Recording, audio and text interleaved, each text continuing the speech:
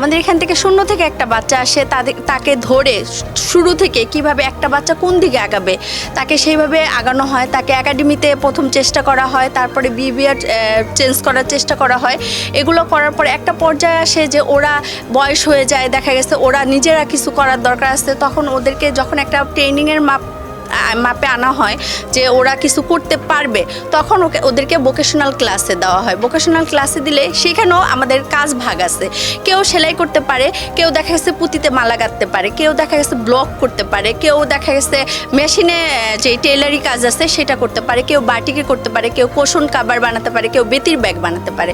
তো লেভেল ধরে ধরে আমরা যেই বাচ্চা যেই লেভেল যেই কাজটা পারদর্শী তাকে দিয়ে সেই কাজটা করানো হয়। আর ইনশাল্লাহ ওরা খুব ভালোভাবে এই কাজগুলো নিতে পারছে।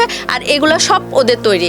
আপনারা যদি মানে ওদের দেখতে চান যে ওরা কাজ করে দেখাবে, সেটা ওরা দেখাতে পারবে ইনশাল্লাহ।